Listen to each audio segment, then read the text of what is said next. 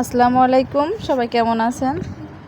আলহামদুলিল্লাহ, আমি আমার পরিবারকে নিয়ে অনেক ভালো আছি। নতুন দিনে আরও নতুন একটি ভিডিও শেয়ার করব আপনাদের মাঝে, আশা করি ভালো লাগবে। আর এই যে আমার মেয়ে ঈদের সালামি পেয়েছিল অনেকগুলো টাকা, আর সেই টাকাগুলো কিছু আর কি খরচ করছে, আর বেশিরভাগ টাকাই আর কি রেখে দিছে। আর সেই টাকাগুলোই এখন ব্যাংকে রেখে দিচ্ছে। সে আবার খুব হিসেবি মানুষ, সবসময় সঞ্চয় করতে পছন্দ করে। তো আমাকে বলছে যে আম্মু, আমার টাকাগুলো আমি কিন্তু একাই ভরে ভরে রাখবো ব্যাংকে। তো বললাম যে ঠিক আছে। তো ব্যাংকে রাখতে পারছে না, তো এখন আবার আমাকে ডাকছে যে দেখো ব্যাংকে তো রাখতে পারি না।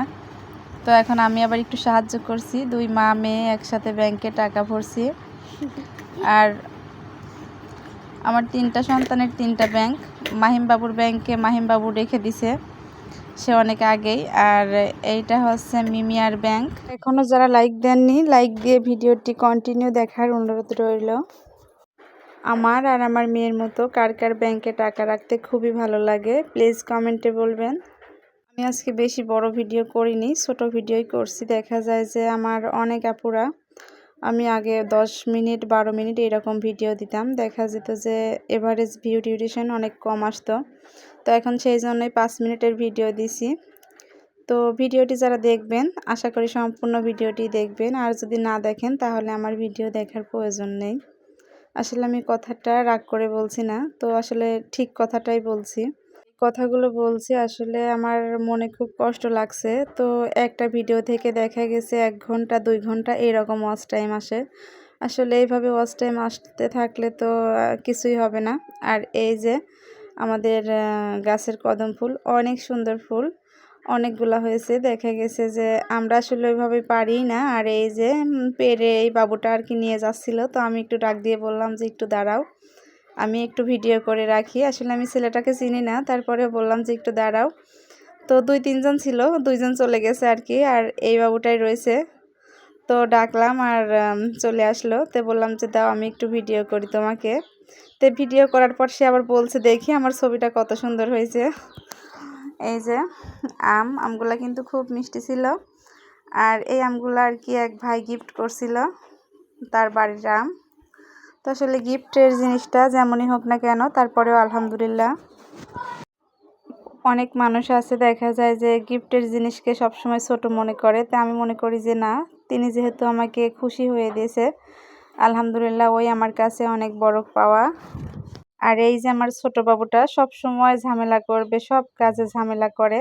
তো আমাদের বাড়িতে যেগুলো আঠির আম ছিল সেগুলো আর কি সবগুলোই শেষ হয়ে গেছে। এখন আছে যেগুলো এই যে রাজশাহীর অনেক ভালো ভালো আম, ওইগুলাই আর কি এখন আছে।